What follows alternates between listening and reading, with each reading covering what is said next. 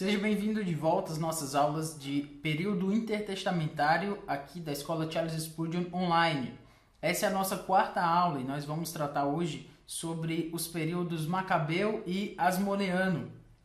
Você já deve muito provavelmente ter ouvido falar desse nome, Macabeu. Se você não sabe exatamente do que é, você vai ter essa ideia hoje. E o que é mais interessante é que muito provavelmente você já ouviu falar desse nome a partir do cânon católico do Antigo Testamento, os livros apócrifos. E realmente os livros de Macabeus, primeiro e segundo Macabeus, são livros apócrifos, não estão no cânon do Antigo Testamento, só da Igreja Católica, mas o que nós vamos perceber hoje é que esse período ele faz uma grande diferença sobre a nossa compreensão do Novo Testamento. A gente vai ver que depois de muito tempo que o povo judeu estava sendo cativo de alguma forma, ou dominado de alguma forma, desde os babilônicos, passando pelos persas, passando pelos gregos, e agora finalmente eles conseguiram uma certa independência. E a gente vai ver como isso se tratou então. Então eu espero que Deus nos abençoe e nos dê a sua graça para essa aula e até mais. Então o período Macabeu de 167 a 142 a.C. Para reforçar suas políticas religiosas, Antíoco, aquele que nós estávamos falando na última aula, Antíoco Epifânio, despachou um emissário real para a vila de Modina para forçar as ofertas dos sacrifícios pagãos. Então você deve se lembrar de que Antíoco IV, ou Antíoco Epifânio, ele tinha aquela política de helenização. E não só de helenização, mas também de chamar o povo para uma unificação somente, para que ele tivesse mais poder. Ele se considerava o próprio Zeus na Terra. Então ele achava que a adoração das pessoas deveria ser para os deuses pagãos, os deuses gregos. E então ele mandava alguns emissários para vários lugares para eles receberem, inclusive, as ofertas dos sacrifícios. Ele não só queria que eles adorassem, eles queriam que eles sacrificassem, que eles ofertassem, as pessoas ofertassem em favor dos deuses para que ele pudesse receber mais recursos.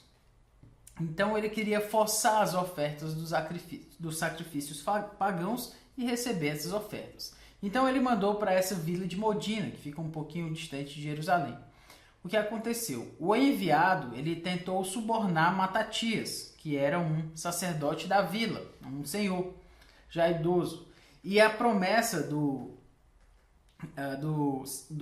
emissário é que ele teria riqueza e honra também, se ele liderasse o povo em oferecer sacrifícios. Então perceba que ele estava tentando aqui corromper um sacerdote. E ele disse, olha, se você levar outras pessoas a adorarem os deuses gregos, então você vai receber algum valor em riqueza e em honra também. O que aconteceu é que Matatias era um judeu fiel ao Senhor e ele não gostaria de fazer isso. Então ele recusou e quando um judeu tentou se adiantar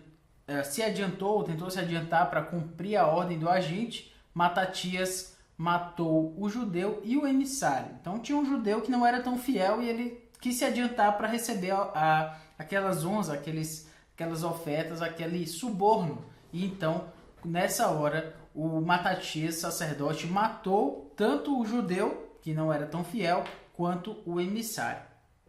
Bom, eles sabiam que isso ia dar muito problema para eles. Então ele e os seus 5 filhos fugiram para as montanhas próximas e ali eles tentaram se esconder porque sabiam que teriam grandes problemas por conta dessa atitude.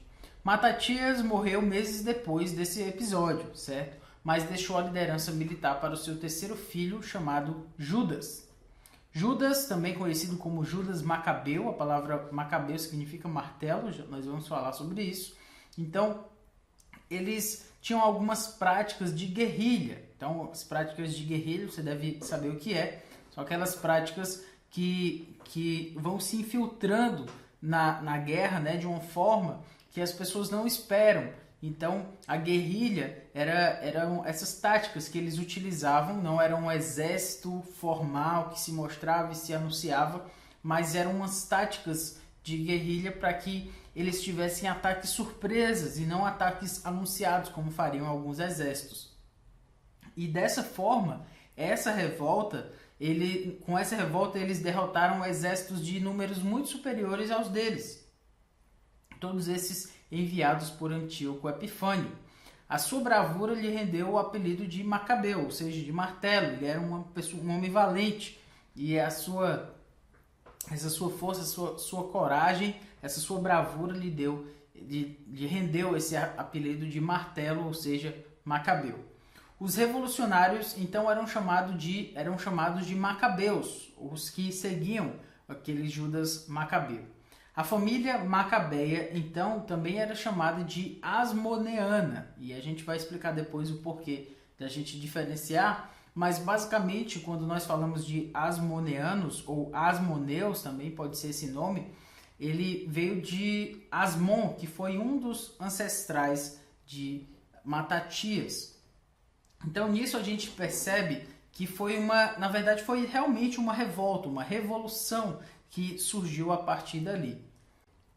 Ainda sobre Judas Macabeu, em 164 a.C., Judas reconquistou a liberdade religiosa dos judeus. Então, como eu havia falado já, tanto tempo o povo de Israel estava sendo cativo, sendo dominado, então finalmente em 164 ele deixou de ser dominado e passou a ter liberdade religiosa e até mesmo política também. Antíoco anulou então o seu banimento da religião judaica. Havia aquele banimento, né? Aqueles decretos que Antíoco Epifânio havia colocado. Então o que ocorreu foi que Judas conseguiu, aliás, o próprio Antíoco teve que anular o banimento da religião judaica. Judas então pôde liberar os judeus na adoração de Yahweh em um templo purificado. Então houve uma purificação do templo. Até hoje os judeus comemoram esse evento, o evento da purificação do templo, na sua celebração anual das festas das luzes, ou o Hanukkah. Então a festa das luzes é uma festa que exalta esse momento de libertação do templo, de purificação do templo, em que os judeus poderiam finalmente adorar no templo purificado. Uma das formas de lembrar isso é a menorá, que tem uma ligação com o momento, como se diz, que os judeus chegaram no templo, não tinha óleo suficiente somente para um dia, mas aquele óleo ali para as lâmpadas durou vários dias, então eles colocaram isso numa menorá como essa aqui. Embora Judas tenha obtido liberdade religiosa, ele continuou buscando completa autonomia nacional. Então ele agora não só queria ser um judeu religiosamente liberto, mas ele estava buscando a autonomia política, a autonomia dos outros povos também, dos povos que os oprimiam. Então Antíoco morreu em 163 a.C. e a luta e a rivalidade entre os seus possíveis sucessores ajudaram os judeus em sua busca por liberdade. Então, depois de Antíoco, houve luta ali para saber quem ia tomar o poder, e nesse período aí, nesse íntere, os macabeus foram ganhando força, e esse tempo aí, essa margem, acabou dando favorecimento ao próprio povo macabeu. Judas finalmente foi morto em batalha em 160 a.C., Judas Macabeu. O que ocorreu foi que Jonatas recebeu a liderança do seu irmão. Então ele tomou ainda mais terras e a liberdade dos sírios. Então agora o povo judeu era liberto daquele cativeiro sírio, se nós pudéssemos chamar assim. Começou a reconstruir as muralhas danificadas e os edifícios de Jerusalém. Então foi uma política também de reconstrução. Aceitou a nomeação para o sumo sacerdócio. Então Jonatas, como da família sacerdotal, aceitou essa nomeação para o sumo sacerdócio e, tendo sido capturado por um general sírio, morreu em 143 a.C. Então, para que nós tenhamos uma ideia aqui do que ocorreu, essa primeira linha aqui, essa primeira seta, fala de quando aqui em Modina, quando o emissário de Antíoco pediu para que ele adorasse os deuses pagãos, ele não aceitou. Então Matatias vai tomar refúgio aqui próximo de Gófina. Então aqui você vê também as batalhas, né, as vias que Judas Macabeus e os seus irmãos, os seus emissários também levaram e tomaram para que pudessem finalmente conseguir essa liberdade. Então você vai ver aqui algumas batalhas de Leboná, aqui em Jerusalém, que uma batalha também próxima a Mispa e em Emaús também. Depois de Jonatas, você tem Simão, também, que continuou a pressão política e militar até 142 a.C., quando um candidato ao trono da Síria lhe ofereceu liberação de tributos e taxas em retorno por apoio militar e político. Então, o que aconteceu foi que o povo sírio acabou percebendo que aquela revolta estava tendo muita força, então eles começaram a tomar os macabeus como os próprios aliados. E ao invés de guerra, eles começaram a negociar sobre as terras e o apoio político e tudo isso. O líder Demétrio II não retirou completamente as forças sírias da Palestina, mas Simão continuou a luta militar e dominou a fortaleza de Jerusalém, que havia sido estabelecida por Antíoco IV. No período de paz que se seguiu, uma nação judaica agradecida reconheceu a liderança de Simão e de sua família. Então você pode perceber que foi ganhando cada vez mais força essa revolta. Ele herdou o ofício hereditário de sumo sacerdócio, Simão, e o povo judaico concedeu a ele uma autoridade religiosa, militar e política. E aqui uma coisa interessante a perceber é que essa responsabilidade tripla de sacerdócio, né, do sumo sacerdote, era um afastamento do ensino bíblico e da prática judaica anterior. O sumo sacerdote antes era uma autoridade religiosa e ponto, somente. Mas com todas essas situações aí, o sumo sacerdócio passou a ser uma posição muito mais elevada, porque ela tomava para si uma autoridade religiosa, por ser o próprio sacerdote, uma autoridade militar, então tinha poder sobre os exércitos, bem como sobre uma autoridade política. Então, nisso tudo nós vemos que há um distanciamento daquele ensino bíblico e da própria segmento judaico de como vinha fazendo. A família asmoneana, então, trouxe à vida judaica um zelo pela lei, juntamente com habilidades militares e administrativas. Então, quando você chega no Novo Testamento, você percebe esse zelo pela lei e essa vontade de guardar a lei daquele povo, mas você precisa lembrar que a lei era a identidade deles a partir daquele momento. Eles haviam perdido muito da sua identidade, haviam perdido sua terra e haviam sido exilados, mas enfim, esse zelo pela lei, essa habilidade militar e administrativa também acabou sendo somado ao povo judeu diante dessas revoltas aí. Os descendentes da família asmoneana continuaram a governar depois de 142 a.C., mas suas metas políticas e intrigas alienaram a maioria dos Hassidim, o grupo religioso devoto. Então, em uma mudança irônica, os descendentes asmoneanos tornaram-se apoiadores do helenismo e se corromperam pelo seu próprio uso do poder e das riquezas. Então, deixa eu explicar algo aqui.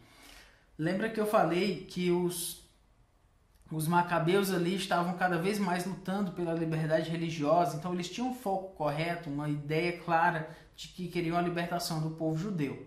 Essa libertação veio, eles começaram a ganhar poder, mas depois que os irmãos de Judas morreram, né, e passaram a vir os seus descendentes, eles começaram a se aproximar muito do helenismo e acabaram que perderam muito do foco da revolta, tanto que alguns até dizem que esse é o período não mais macabeu, mas o período asmoneano, que é quando a família dos macabeus se extingue nesse sentido. Então, de muitas formas, as esperanças originais da revolta dos macabeus se tornaram realidade até 142 a.C. Depois disso, os descendentes dos macabeus que eram governantes abandonaram os alvos, as metas de seus ancestrais e buscaram cumprir suas agendas pessoais, as quais eram geralmente seculares e influenciadas pelo helenismo. Então lembra que eu falei, eles foram se distanciando cada vez mais dos ideais macabeus, o ideal da libertação religiosa e tudo isso, para que pudessem seguir o seu próprio rumo, o seu próprio propósito, a sua própria agenda, como foi citado. Embora os governantes judeus, depois de 142, fossem macabeus, usaremos o termo asmoneanos para distingui-los dos seus descendentes que tinham agendas diferentes de seus ancestrais. Então, quando nós falarmos de macabeus, a gente vai lembrar até Simão, os irmãos ali de Judas, Macabeu, mas depois disso nós vamos chamá-los de asmoneanos, por seguirem uma agenda diferente da revolta dos macabeus. Então, depois de alcançar a liberdade para os judeus, o reinado de Simão foi bem breve, mas também teve a sua prosperidade. A vida religiosa judaica revivia e as condições econômicas melhoravam. Então, perceba que as coisas estavam de fato tomando um rumo bem melhor para os judeus. Embora fosse capaz de lutar contra a Síria, Simão sucumbiu a uma luta interna. Então, lembra que nós falamos sobre as próprias agendas dos asmoneanos? Então, ao invés de lutar contra a Síria, havia lutas internas que Simão teve que cuidar. Em uma terrível traição, o genro de Simão, Ptolomeu, assassinou Simão e seus 2 filhos. Então, um filho sobrevivente, João Hircano, foi quem escapou e repeliu os esforços militares de Ptolomeu. Então, veja que era uma luta interna, uma luta de família até pelo poder. Naturalmente, isso iria acontecer, já que nós falamos anteriormente que o poder estava todo sob o sumo sacerdote. Naturalmente, essa posição ia ser visada, muitas pessoas iam gostar de ter aquele poder, e isso acabou causando essas lutas internas aí. João Hircano, filho de Simão Macabeu, ou Simão, filho de Matatias, viveu entre 135 e 104 a.C. Ele continuou as conquistas militares de seu pai e tornou-se virtualmente um rei judeu. Ele era praticamente um rei que estava ali sobre aquele povo. A sua crueldade alienou muitos judeus piedosos, ou seja, deixou eles de lado, essas pessoas, os judeus mais piedosos, e o levou a aproximar-se dos judeus mais ricos, os quais tinham simpatia pelo helenismo. Então havia essa diferença de classes aí, e os judeus mais ricos tinham uma simpatia pela helenização. Durante sua vida, vemos o desenvolvimento inicial de grupos que depois se tornariam os fariseus e os saduceus no período do Novo Testamento. Então, era quando estava se desenvolvendo ali, mais ou menos um pouco mais de 100 a.C., os fariseus e os saduceus já estavam ali tomando forma. Os fariseus eram descendentes dos Hassidim, aqueles que eram separados, que inicialmente se uniram com os irmãos macabeus em seus esforços pela liberdade judaica. Então, os fariseus saíram mais ou menos dessa ideia aí. Os saduceus tornaram-se um partido mais rico, com influência sacerdotal e um amor pelo helenismo. Então, os fariseus ali estavam sendo já, os fariseus e saduceus estavam surgindo já desse período aí. Os sucessores asmoneanos ao ofício do sumo sacerdócio foram uniformemente corrompidos pela ambição pelo poder. Como falei, uma alta posição para o sumo sacerdócio, posição política, posição militar também, não só como religiosa. Tudo isso acabou causando essas lutas pelo poder. Então houve assassinato, engano, traição. Tudo isso acabou se tornando algo comum que acontecia naquela dinastia asmoneana. Aristóbulo I, o sucessor de Hircano I, foi o primeiro asmoneano a se denominar rei em suas atividades oficiais. 2 desenvolvimentos concluíram esse período e prepararam o caminho para a situação política que nós vemos lá no Novo Testamento. Quais foram esses desenvolvimentos? Primeiro, Antipas, um idumeu, que era um político habilidoso, ele manipulou o seu caminho em favor com Hircano II, o sumo sacerdote armoniano que reinou depois de 67 a.C. Hircano se tornou a ferramenta de um grupo de judeus ricos liderados por Antípatro, pai de Herodes o Grande, aquele lá da época do Novo Testamento. Esse foi um desenvolvimento, certo? Antipas, ele acabou manipulando Hircano II para que ele pudesse ali ser acabando sendo um fantoche ali por um grupo de judeus mais ricos. Aconteceu que houve um caos generalizado por conta disso. e isso chamou a atenção de Roma. Antípatro pedia a Hircano para cooperar com Roma, mas o irmão ambicioso de Hircano, Aristóbulo II, começou uma guerra civil para aproveitar a liderança do seu irmão.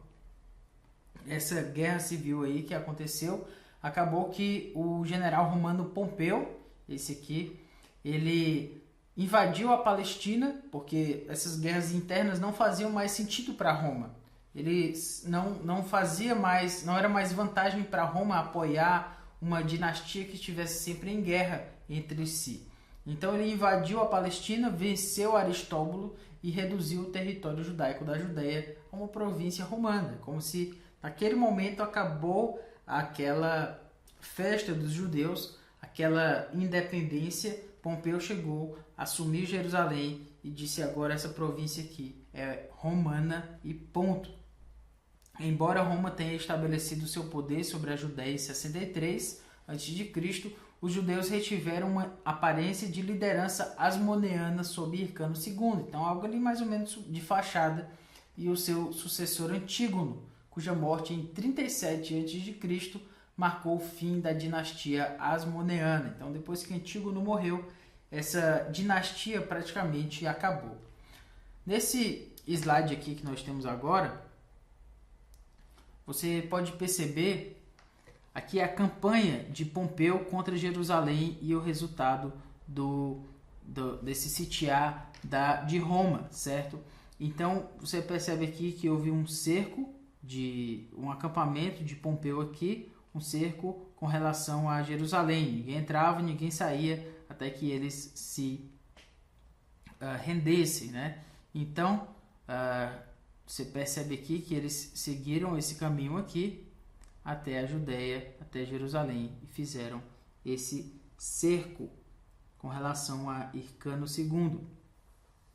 Bom, o que nós percebemos é que Roma cansou de ver essas batalhas aí e acabaram que decidiram tomar Jerusalém, tomar a província da Judéia e fazer dela uma província romana e pronto.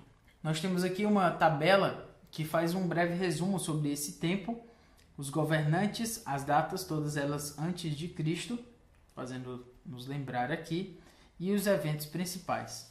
Simão Macabeu, que viveu 143 a 155, ou 155 a 143, teve com ele a independência da Síria. João Hircano, 135 a 104, foi o filho de Simão, o último dos irmãos Macabeus, e a primeira aparição dos fariseus e saduceus, na época de João Hircano, a invasão síria, a aliança com Roma e a reconquista da independência. A expansão territorial, muitos territórios foram somados à Judéia, e as cunhagens das moedas, agora com essa dinastia. Aristóbulo I, 104 a 103, foi o filho mais velho de João Hircano, eliminou todos, exceto um de seus irmãos, para assegurar que o seu governo haveria de continuar. A conquista da Galileia e o primeiro asmoneano a usar o título rei.